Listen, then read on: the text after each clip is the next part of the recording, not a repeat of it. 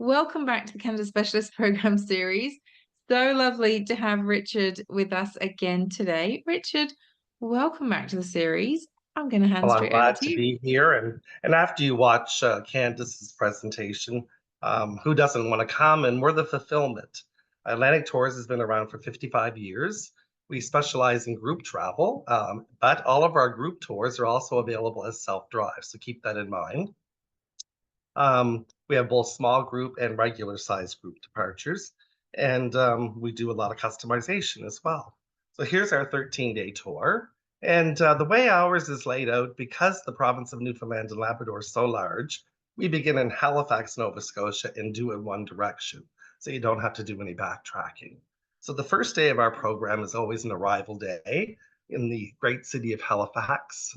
And there's no planned activities other than the overnight, and we do have a little bit later after supper welcome get together, reception, meet and greet. And then the following morning is a free morning to enjoy Halifax before we leave right after lunch to head up to beautiful Cape Breton Island.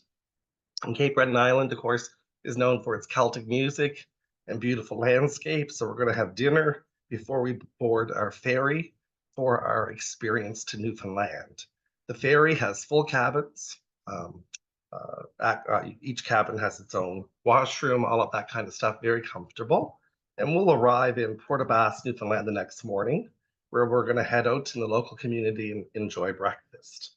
Our tours are pretty much all inclusive. When I say that, there is a meal you'll have to pay for each day. All breakfasts are included, and one other meal, let it be breakfast or lunch. Where later in the day, we're going to end up in Corner Brook, Newfoundland. This is a fall color shot to show you that we do have beautiful fall colors as well. And then we're going to head on to the community of Rocky Harbor, where we'll do a nice lunch with beautiful views like this. Today is a beautiful day, leisurely day of driving. And on your right-hand side, you're going to see beautiful mountainscapes and fjords, and on your left, unobstructed, beautiful water views. We'll end up going through the national park many times. One of the great opportunities to see moose. There's over 100,000 moose in Newfoundland, and I'd be very surprised if you didn't see one en route. We're going to do our night in Port aux Choix. Port aux Choix is the northern shrimp capital of the world. It also has a beautiful national historic site that pays tribute to the archaic Indians. We'll learn all about that. We'll go out to the lighthouse. I always think this is a great spot to see moose because they seem to know they're safe in the park. The following day, we're going to head over to the big land, over to Labrador. And we'll get on a ferry, which will take us a little over an hour to get over. And we're going to go up to what I consider one of the first industrialized sites in North America called Red Bay. And this was a Basque whaling center. It's a UNESCO World Heritage Site. And this is where all the whale oil was harvested. So you'll learn about the importance of Red Bay. You'll have great guides that'll tell you about everything, some time to explore. And we're going to go to the Point Amour Lighthouse later that day, which is the largest lighthouse in North America, overnight in Labrador. The following morning, we're going to go back to the island of Newfoundland, and we're going to head up to the community of St. Anthony by the end of the day. But first of all, we're going to go to Lanso Meadows. Lanso Meadows was one of the first UNESCO World Heritage Sites, and this paid tribute to the Vikings. So great site, great visit, great interpreters. You'll meet some Vikings. And if you ever have a chance to go onto Newfoundland and Labrador's website, they have some very, very fantastic award-winning commercials. And I always think of this little fella. He's in one of the commercials. So if you go and have a look, this is all a setting of St. Anthony. After our time at Lanso Meadows, we'll go into the community of St. Anthony, and hopefully we're going to see some Newfoundland dogs on our trip along our way, because they're quite famous and quite beautiful. When we're in St. Anthony, we're going to do a beautiful boat tour. St. Anthony, this part of Newfoundland, is along Iceberg Alley. So this is where those majestic icebergs in later May and in through June and July float down, as Candace said, and they are phenomenal. Our boat tour will go out and give you an opportunity for the icebergs, the whales, and the puffins. And of course, You'll get a chance to try some iceberg ice. Like I said, no shortage of whales. And as Candace said, the icebergs are always moving and changing. 90% of it's below water. So as it cracks and splits, it has a completely different look later in the day. The Sir Wilfrid Grenville mission, we're going to visit that museum, learn about his doctoring in the North. He was a famous doctor that really did a lot for especially Labrador, Newfoundland and Labrador. You'll learn all about him and his importance. Then we're going to leave the community of St. Anthony and go to Grossmore National Park. We're going to spend 2 nights in the community of Cow Head. We're going to learn all about the fishing industry and the fact that cod is king. We are in this beautiful little community. The hotel that we're at is right on the beach, great sunsets, and across the street from the hotel is the Rosemorn Theatre Festival. There's 2 productions every night showcasing the life and the talents of the many performers from Newfoundland and Labrador. And it is world-class theater, so there's an opportunity there to immerse yourself in that. We do a complete day of touring in Grossmore National Park, and Atlantic Tours gives you the opportunity to have a choice in your boat tours. There's 2 to choose from. One is Western Brook Pond. Western Brook Pond is a landlocked fjord, which takes about 45 minutes to walk in and 45 minutes to walk out. So we hire a separate bus and guide to allow this experience to happen. And our regular travelers will do Bond Bay Fjord. Once again, a beautiful fjord, but not landlocked. So you can drive up, visit the community, get on the boat. We'll do a nice boat tour. Of course, all of the boat tours that we have on our trips are excellent. This particular tour includes 3, the one that I mentioned at St. Anthony, this one, and then one a little later on in the trip. But what you're going to experience on this particular day is the tablelands. It's one of the only spots in the world where the Earth's mantle is exposed. So you can pick up and hold in your hand the Earth's mantle, and that's why it's a UNESCO World Heritage Site. Before we head back to our hotel, we're going to go to Lobster Cove Lighthouse, and the views from this lighthouse are phenomenal. Now we're going to leave the west coast of Newfoundland and head to central Newfoundland, where we're going to go to Gander. And Gander, of course, is known for its aviation. We're going to visit the Aviation Museum, but a lot of you have heard about a very successful musical called Come From Away. Come From Away was inspired during 9/11 when all of those big jumbo jets ended up coming to Gander, and the town opened up their homes and welcomed everyone. And what a heartwarming story all of that is. So after a night in Gander, we're going to head out to the beautiful outport of Twillingate that Candace mentioned, the iceberg capital of the world. We're going to have some time to explore and enjoy and hopefully see some more icebergs, maybe even some whales right from the shoreline. And one of our stops will be the Prime Berth Fishing Museum. And once again, here you're going to learn a lot about fishing. This is a real fisherman that'll talk to you. He'll fillet a cod and talk about the importance to Newfoundland and Labrador communities in the fishery and the challenges that they faced. Later that day, we're going to do the Terra Nova National Park Marine Interpretation Center. We'll spend some time in the park, and then we're going to the community of Clarenville for 2 nights.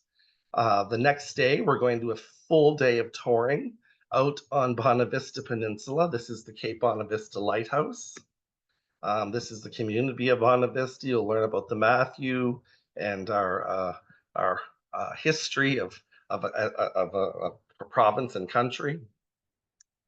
And of course, the views are just stunning, completely different than the inner part of Newfoundland, which is a lot more trees on the coastline. You have this rugged coast, but beautiful vistas. And the afternoon we're going to spend in historic Trinity, as Candace said, is one of her favorite relaxing spots. She included a beautiful photo. And Trinity is a living museum. A lot of the buildings here, you can actually go in and experience life as it was in these communities. See our motor coach down there, so we'll have plenty of time to explore. And then we come back to the hotel for our overnight. And like I said, here's another view of Trinity.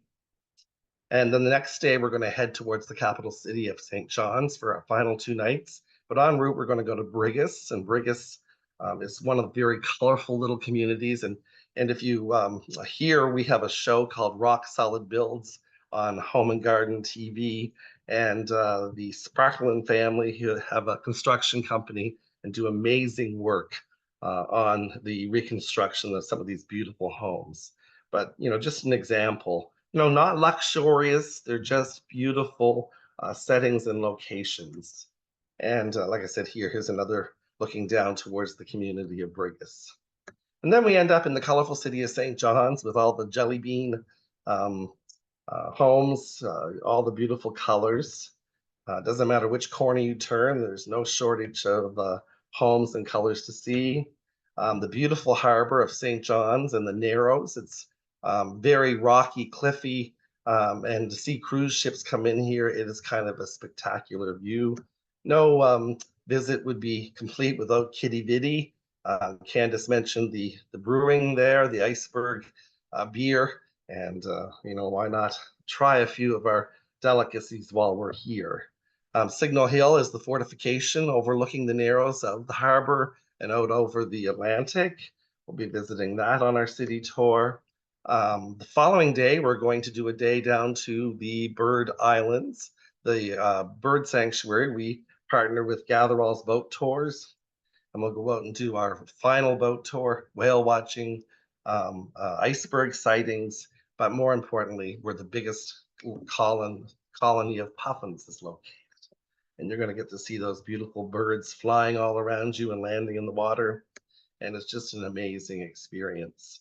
After we're done our boat tour, we're going to head out to the most easterly point in North America, Cape Spear. This is where the sun comes up first, and you'll have some time to visit the lighthouse, explore, look back towards the city of St. John's, and contemplate what you're going to do on your free afternoon before your adventure ends.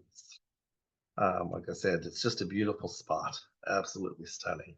If you have guests that don't have time for our complete 13-day tour, we do offer two shorter versions. The Explorer wouldn't go all the way up the Northern Peninsula. It would just do across the province and do some of Gross Mourne, where the Viking Trail would concentrate on the West Coast only. So they're both options. And as I said, they're also available as self-drives. We've just removed the components that don't make sense in an independent program. And this Newfoundland tour was also built to work with our Atlantic Maritimes tour. And that's our tour that does the 3 maritime provinces. And they're built to work seamlessly together. If they were combined, it would be a total of 23 days. But like I said, with the new flight options, I mean, we've always had the Air Canada direct flights from Halifax, but now with the WestJet offerings, a lot more choices. And Newfoundland and Labrador is one of those hot button items with all of the things that people want to see and experience. And if you're a seafood lover, there's no shortage of fresh local seafood as well. And that's it, Charlie. I don't know if I've gone overtime today or not. That was an awesome job. Thank you, Richard. 23 days sounds good to do all of that. Actually, you could probably spend a lot longer there, but that's a good way to see a lot, Absolutely. right? And we find that this is very popular with our Australian, New Zealand customers. They come, once because it's so far away, but for our UK Mhm. customers, we're the closest drop-off point. We always So you can chuckle do here. multiple trips, Yeah, do because we different normally have things. to fly a couple hours west to fly back over home to go to England or Scotland, and now to have these direct Yeah, it's access routes, amazing. Yeah, amazing. so good to Game. have that accessibility. Thank you. And of course, yes, you do have so many other options. I did just put a couple of links from your website on there, but there is a lot on there. You also have some cruising, expedition cruising and rail, and like you say, custom build or tour, whatever you need. Basically, it's all there. So thank you.